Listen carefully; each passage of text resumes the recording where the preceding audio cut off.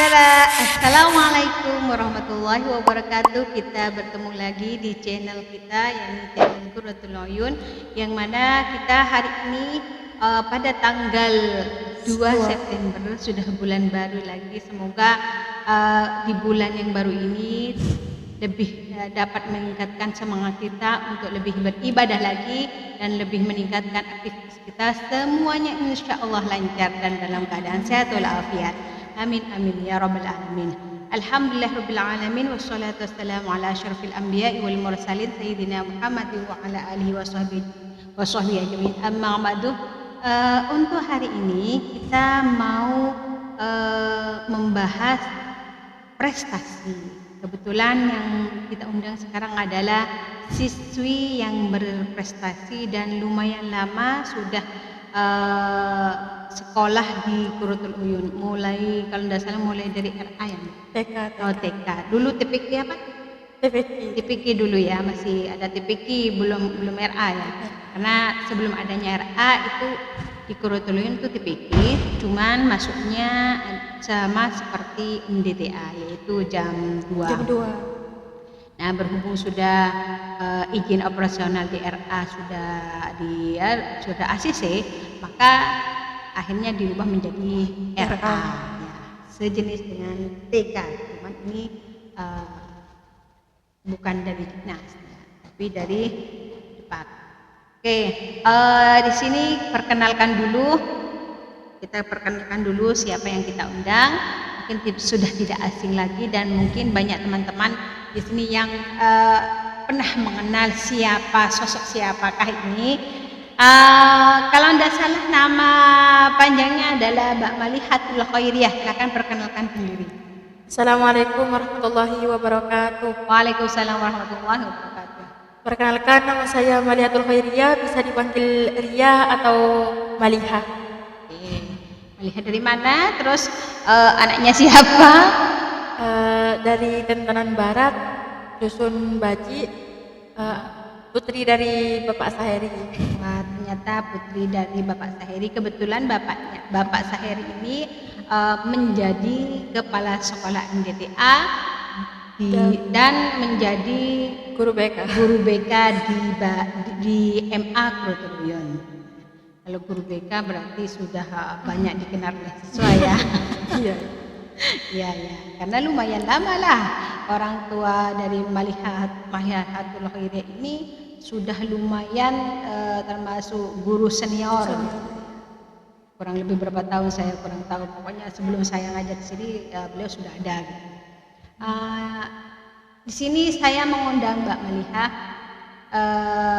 Tujuannya yang pertama, tolonglah diceritakan apa suka dukanya selama ada di Qurratul Uyun. Kan sekarang ini sudah kelas 3 ya, kelas 12. Sudah kelas 12, sebentar lagi sudah mau keluar dari Qurratul Uyun. Berhubung Qurratul Uyun belum punya universitas, andaikan ada universitas mungkin akan tetap di sini ya kan ya. Iya. Nah, karena Mbak Maliha ini sudah hampir keluar, makanya saya kulik-kulik lagi melihat prosesnya selama ada di Qurratul Uyun. Kalau tidak salah mulai dari TPK Nanda ini berprestasi. Sepertinya ketika TPK sudah pernah teladan ya? Belum.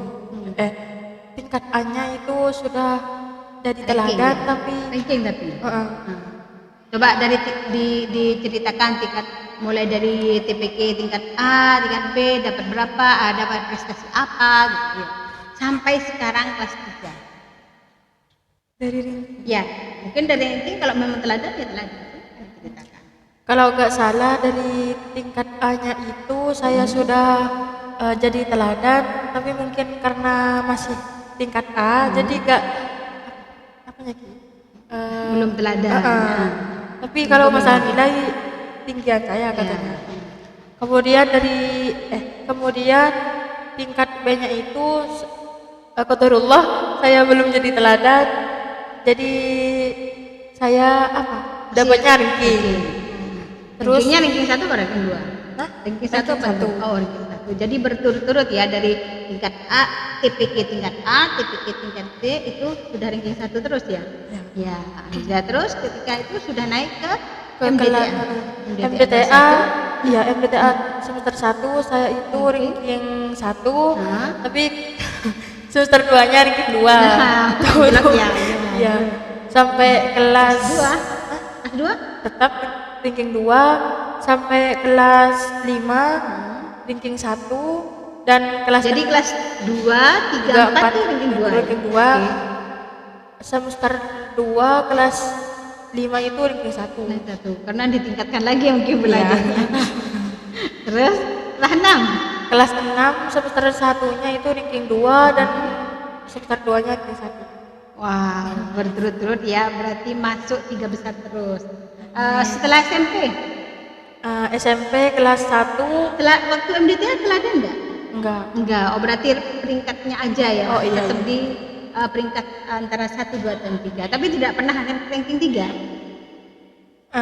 Kelas 11. Kelas 11. Waktu MDTA enggak, belum. Enggak. Oke, sekarang ranking waktu SMP. Waktu SMP mulai dari kelas 1 sampai kelas 3 itu ranking 1. Tapi jadi bertahap. Kelas 2-nya itu teladan. Oh, kelas 2-nya sempat teladan. Oke. Karena memang teladan itu kadang diambil kalau sudah tidak mencakupi lagi nilai itu memang diambil di kelas 2. Kalau kelas 2 ternyata nggak ada yang mau lagi ya terpaksa nanti biasanya kelas 3 gitu, atau kelas 1 yang memang nilainya kalau memang di kelas 2 itu memang sudah tidak ada yang bisa diangkat lagi atau melebihi dari kelas 3 atau kelas 1 atau 7 atau 9. Yes. Lalu melanjutkan ke MA juga di Kurotuloyun ya. Ya, bagaimana itu? Kelas 1 itu Ya, saya berarti kelas 10 ya. Kelas 10 saya ranking 1 semester 1 dan 2-nya. Kemudian kelas 2 semester 1 ranking 3. Terus semester 2-nya teladan lagi. Oke. Karena lebih tingkatkan mungkin wah aku ini kok hanya naik turun ya gitu ya. Tapi ternyata intinya dari sekian prestasi yang Mbak Maliha ambil ya, yang Mbak Maliha dapat gitu misalnya, yang Mbak Maliha dapat itu kira-kira motivasi terbesar dari Mbak Maliha itu siapa? Dikasih support sama siapa? Sama bapak. Sama bapak. Apa kira-kira yang disampaikan kepada Maliha sehingga menjadikan bahwa saya harus belajar nih, harus begini nih. Motivasinya apa kira-kira? Biar jadi penyemangat juga bagi orang tua terhadap putra-putrinya nanti. Apa ya? Pakai bahasa sama dua. Iya boleh. Saya penting ajar ngening tak ngening pokon ben ajar benci ya lah usaha nabukan selama belajar. Yang penting belajar. Intinya jangan pernah malas Belajar. Masalah prestasi atau tidak itu urusan belakangan. Ya, itu usahanya. Gitu. Karena kita nggak tahu ya. Kenapa kok sebenarnya untuk tahun ini itu ada sih sekolah-sekolah yang tidak apa istilahnya Nggak ada yang ranking ya, tidak mengadakan ranking peringkat 1 dan 2 itu. Karena sepertinya sudah terkikis kan. Cuman di sekolah ini masih ada. Kenapa? Salah satunya memang semangat dari wali murid gitu. Kalau mungkin di sekolah-sekolah luar atau negeri mungkin itu bukan lagi peringkat tapi apa ya, terbaik ini terbaik itu ya, sesuai misalkan terbaik dalam hal keilmuannya, terbaik dalam eksaknya, keagamaannya, misalkan seperti itu. Terbaik supel kepada temannya. Tapi di Kurotuloyun masih tetap ada peringkat dan teladan di sini. Tapi bukan peringkat dan teladan itu bukan suatu kesuksesan ya, bukan suatu kesuksesan, tapi itu proses. Sukses itu kita akan rasakan ketika kita sudah selesai dari bangku kuliah MA atau tingkat SMA. Baru kita merasakan bahwa apa sih yang kita capai, apa sih yang kita capai selama kita sekolah berapa tahun dari SD, dari RA, dari SD, ya, MDTA, SMP, MA, apa sih yang kita dapatkan selama ini, gitu kan? Nah, karena terkadang kita berprestasi di sekolah, ketika di masyarakat nggak bisa ngapa-ngapain. Nah itu, jadi kesuksesan itu tidak dilihat dari ketika masa sekolah, tapi bukan berarti saat sekolah tidak belajar, ya kan? Karena proses kita itu di sekolah adalah latihan untuk menuju ke masyarakat luar, gitu. Bagaimana kita menghadapi dunia di luar sana. Oke, kira-kira dari sekian mata pelajaran selama SMP sampai SMA, kira-kira mata pelajaran apa yang paling disukai oleh Mbak Maliha? Kalau di SMP itu matematika. Kenapa kok suka? Lumayan, gurunya itu lumayan asik. Dan saya itu cepat ngerti kalau sama guru itu. Oh gitu. Berhubung berarti pelajaran itu tergantung gurunya, cara penyampaian gurunya ya. Bukan masalah gurunya, tergantung cara guru itu menyampaikan. Apakah itu ngena ke siswanya atau tidak, kan gitu. Padahal kalau saya sendiri matematika itu saya itu mulai senang sama matematika itu mulai kelas 12. Berarti akhir sudah akhir. Sudah akhir tuh senang banget. Kenapa ya itu? Karena ada guru yang cara menyampaikan materi pelajaran matematika itu menyenangkan. Apalagi kalau nggak menyelesaikan, nanti aku rugi gitu. Sampai bilang seperti itu. Kalau udah menyelesaikan nanti saya rugi. Nah itu kelas 12 hampir keluar sudah. Padahal waktu kelas SD, MTS, kebetulan saya MTS ya. MTS lalu MAK-nya. MAK kelas 10 11 itu saya tuh matematika termasuk pelajaran yang notabene negatif, itunya tuh kurang suka gitu ya, kurang suka gitu. Tapi ketika kelas 12 saya suka. Nah ini sedangkan Mbak Maliha ketika SMP ya, SMP kelas berapa Mbak? 1 2 3. Berarti satu guru itu ya yang mengajar dari kelas 1 sampai dari kelas 7 sampai kelas 9 itu. Terus waktu di SMA kira-kira masih enggak senang matematika? Kurang suka. lebih ke fisika Bu. Ke fisika. Berarti guru yang menyampaikan itu menyenangkan mungkin ya. Fisika sama bahasa Arab. Sebenarnya di SMP itu suka sama bahasa Arab, tapi kurang mungkin dari gurunya. Kurang penyampaiannya mungkin ya. Karena memang siswa itu akan merasakan kesenangan pelajaran, salah satunya cara menyampaikannya. Misalkan guru itu punya kreativitas apalah yang siswanya itu bisa senang gitu ya. Oke, ketika kelas 10 11 kira-kira pelajaran yang paling kamu suka apa? Ya fisika sama bahasa Arab. Oh iya. Bagus juga ya. Tapi kalau bahasa Arab oke lah. Waktu ibu tingkat SLTA itu kebetulan ada MAK waktu itu ya. Lumayan lah.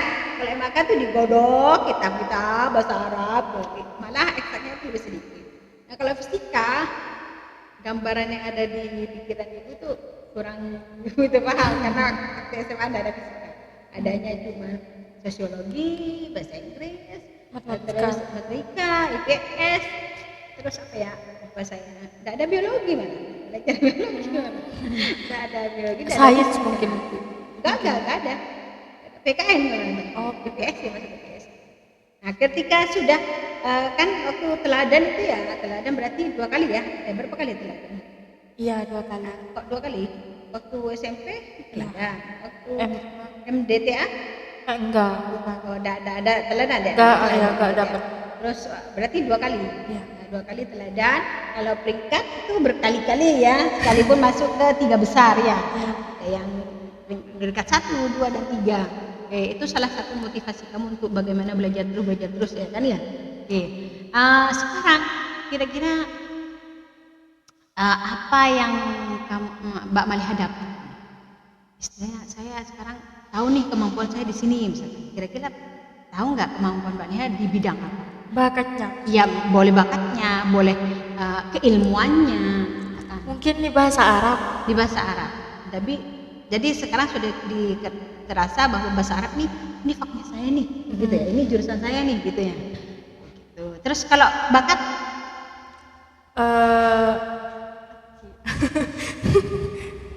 kalau bakat gimana Pak? Mungkin mengaji. Bakat mengaji itu wajib Mbak, ibadah. Dari apa ya Bu?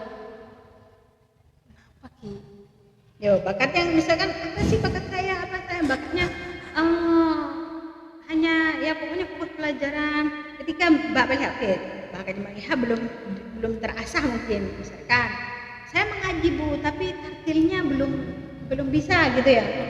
Tartilnya belum bisa Bu, karena kebetulan nggak ada guru pengajarnya. Sebenarnya ada ya Bu itu loh. Nanti kita akan datangkan Bu. Mungkin dari tajwidnya itu Bu. Iya, makanya murotalnya yang kurang di situ ya. Murotalnya yang kurang. Oke, sekarang Mbak Maliha itu kan sudah tahu bahwa dalam pelajaran itu yang paling dikuasai bahasa Arab di sini, bahasa Arab. Kira-kira nanti setelah lulus dari MA ini mau jurusan apa? PBA. Tahu TBA. Betul TBA. Karena jurusannya kan jurusan bahasa Arab ya. Iya. Terus sekarang begini Mbak, selama Mbak Maliha, oh ya Mbak Maliha ini kan juga tahfidz ya, lupa. Cara sekarang biar teman-teman tahu kok Mbak Maliha itu bisa sih hafalkan bisa, dapat peringkat juga bisa, apalagi peringkat 3 besar gitu ya, bukan 5 besar lagi tapi 3 besar di situ. Bagaimana cara membaginya, menghafalkan Al-Qur'annya dengan belajarnya? Cara mengaturnya itu. Iya, cara mengaturnya gimana? Kalau saya sih menghafalkannya itu dari jam 4. Kalau nggak jam 4, jam 5. 4 apa itu? 4 sore? 4 sore. Iya. Ya, terus? Kalau ada waktu luang di jam 3 itu sudah hafalin. Jam 3 sore. Nah, terus? Sudah sama jadwalnya itu, sama belajar yang mau sekolah besok apa, jadwalnya besok apa. Berarti sudah dipersiapkan sore hari ya. Menghafalnya atau mengulang merojahnya pada waktu jam 4. Itu kira-kira butuh berapa jam cara menghafal? Paling 1 jam Bu. 1 jam. Itu bisa 1 jam 1 halaman atau berapa ayat? Ya kalau gampang satu halaman. Berarti tergantung berapa halamannya, tergantung sulit tidaknya di dalam Al-Quran itu ya. Terus belajarnya misalkan besok di pelajaran ini ternyata ada PN di nomor misalkan. Sedangkan hafalan harus setiap hari. Gimana itu cara membagi waktu? Dibawa ke ngaji. Dibawa ngaji. Tapi apa yang dibawa ngaji? Maksudnya mata pelajarannya?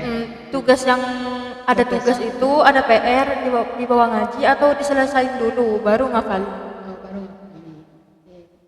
Jadi kita harus pintar-pintar bagi waktu ya teman-teman. Jangan, kita tuh sebenarnya punya kemampuan masing-masing. Jadi setiap anak itu punya kemampuan masing-masing. Tidak ada manusia bodoh, tidak ada manusia tolol. Ingat ya, tidak ada manusia tolol. Yang ada adalah manusianya malas untuk mengulang pelajaran tersebut. Akhirnya timbullah malas. Jadi intinya kita tuh pinter semuanya, pinter. Siapa sih yang enggak pinter? Oleh Allah kita dikasih akal. Oleh Allah dikasih pikiran. Untuk apa berpikir?